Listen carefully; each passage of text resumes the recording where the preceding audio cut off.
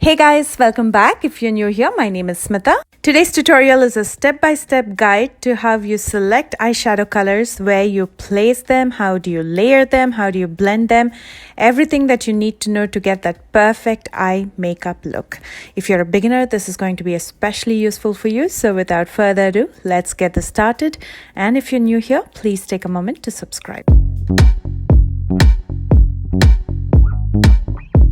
The first step is to make sure you have a clean space to work with. You don't want a bumpy road while trying to blend those eyeshadows. So I'm going to be using this tweezer to clean up under my brows. First, using a brow comb, I'm going to start combing my brow hair upwards. That is going to give me more space between my eyes and my brows, and I can clearly see all the little hair that I have to pull out. You can also use a spoolie to do this, and then using my tweezer, I'm going to pull out all the excess hair.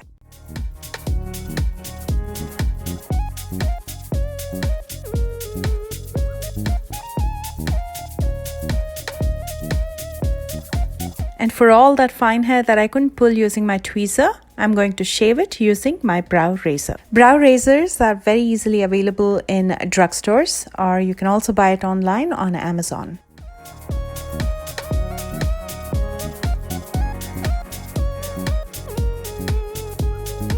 Now that everything is clean and smooth, let's move on to the next step, which would be filling in the brows. I'm using the medium brown pomade from Ardell to fill in the sparse areas using my angled brush from Docolor, and then using a spoolie, I'm going to comb my brow hair just so the color spreads across evenly. Filling in your brows just makes everything look more well put together. It draws more attention towards your eye makeup, so overall it looks more attractive. To do any kind of artwork, you need a clean canvas, and for that reason, I'm using the LA Girl Pro Conceal in pure beige, using my e.l.f. eyeliner brush basically, which I use as a concealer brush. I'm going to clean up the borders of my eyebrows, and then I'm going to use the concealer on my eyelids to even out the skin tone. I'm going to blend this out evenly using a damp beauty sponge, and then I'm going to set it with a loose powder to prevent it from settling in those fine lines and creasing. If you have deep set or hooded eyes, make sure you keep your arch as high as possible. Don't pull your brows any lower than what it is. That way you create enough space between your lash line all the way up to your brows to apply the eyeshadows. And now we're all set to start applying the eyeshadows. Using my JCat Baked Highlighter in Twilight and using this flat shader brush from Docolor, I'm going to first highlight my brow bones. By highlighting, you're attracting more light, so it gives the overall illusion of bigger, brighter eyes. And to highlight, you can either use a matte or a shimmer shadow, depending on the kind of look that you're going for.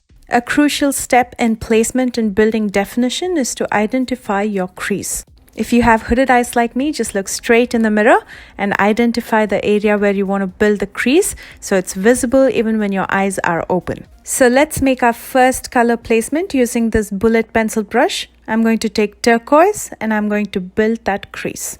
The color that I place in the crease is usually the color of my outfit. If I'm wearing a neutral or if I'm confused on what color to place in the crease, I usually go with a brown. Browns are universal colors and will go with any skin tone. This color is clearly a huge contrast to my skin tone, so it looks really harsh. So we need a color which is a closer match to my skin tone that I can apply on top of this. That's called a transition color.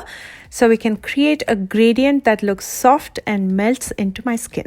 And for that, I'm taking sandstone and I'm going to place this right on top of the green using another pencil brush. And now it's time to smoothen up all the harsh edges and create that clean gradient. And for that, you need a blending brush. I'm using this one from e.l.f. I'm going to first blend out just the transition color using small circular motions.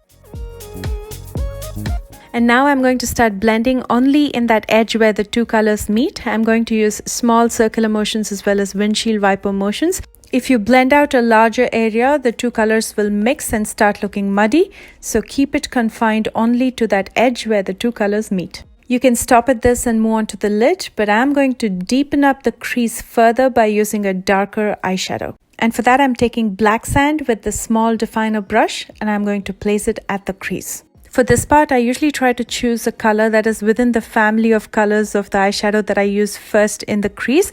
That way I get a clean color gradient. And here I'm using the darkest green shadow that was in the palette. And I'm going to quickly run a blending brush over this to create that gradient. I'll be doing a cut crease, so I'll be showing you how to place the colors as well as blend on the lids as well. And here's the trick. If you want your cut crease to be crisp, clean your lids before you cut the crease. I'm going to be using the micellar cleansing water. I'm going to take this with a Q-tip and I'm going to clean my entire lid up to the crease.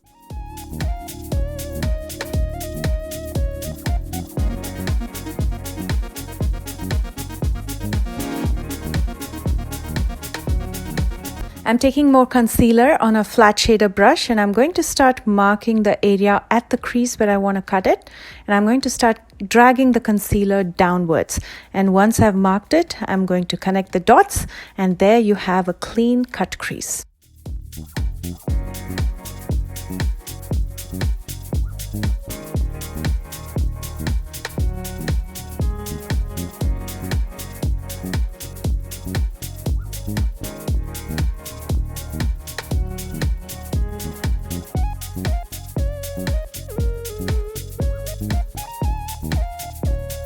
While this concealer is still tacky, I'm going to take a shimmer shadow and apply it right in the center of the lid, and I'm using Pixie Dust.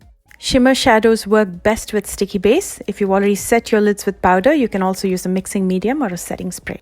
Adding a shimmer shadow in the center of the lid attracts more light, which in turn gives the illusion of bigger and brighter lids and eyes.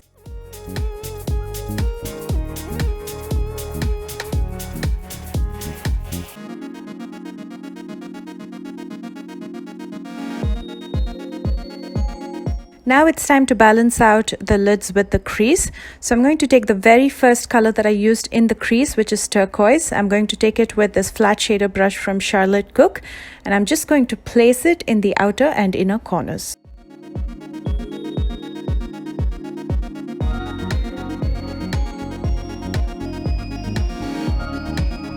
And now I need a transition color between the shimmer that I used in the center of the lid and the green in the corners to get that smooth gradient. I can definitely use the transition color that I used above my crease, which is sandstone, but I decided to go a shade darker. So I'm taking panna cotta and I'm going to just place it in the gap between the shimmer in the center and the green on the sides.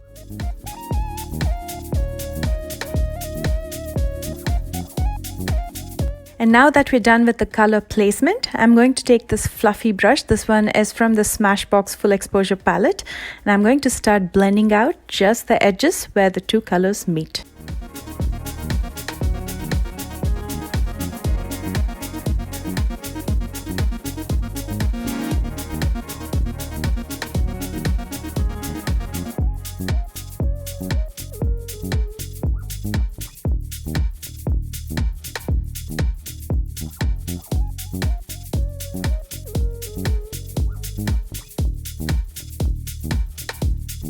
I'm taking black sand again with a fine definer brush, and I'm going to use this to deepen the crease. This is a trick that you can use if you want your cut crease to appear more crisp. It's optional, but it definitely adds more depth. And now to balance out the lower lash line with the lid, I'm first taking panna cotta with this bullet pencil brush from Innomineral Cosmetics, and I'm going to smoke it out throughout my lower lash line.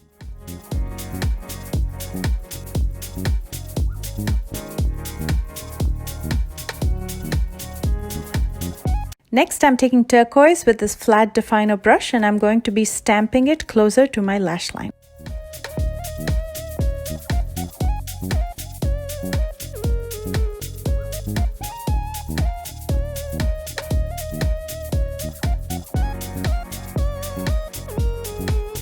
And then using the small fluffy definer brush from Coastal Scents, I'm going to blend out the two shades. And that's about it with the selection of colors, placement as well as blending. I hope that was easy enough. You can play with as many colors as you want and you can run with your imagination. And now it's time to finish up. I personally would have preferred a dark green eye pencil in my waterline, but I didn't have that color, so I'm going with a black eye pencil. This is the Jordana Easyliner in black. To line my top lash line, I'm going to be using the Wet n Wild liquid liner in black. I have a video coming up next Tuesday on my hacks on mastering the winged liner, so please stay tuned for that.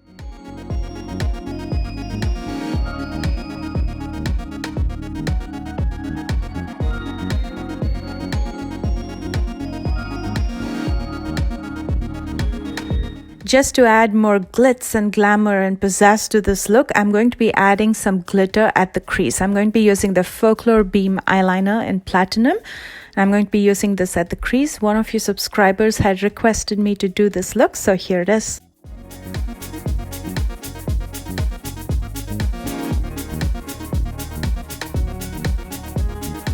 Using more highlighter, I'm going to highlight the inner corners. Some people like this, some people don't, but highlighting the inner corners separates out the two eyes and gives again the illusion of bigger, brighter eyes.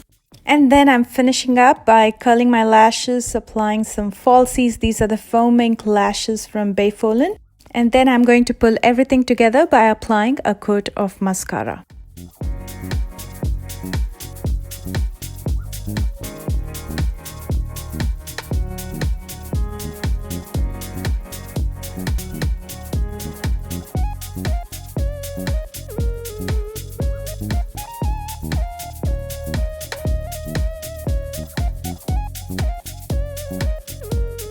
If you're like me and you smudge mascara in your lower lash line, apply a little bit of translucent or loose powder till your mascara dries, and then you can dust it off.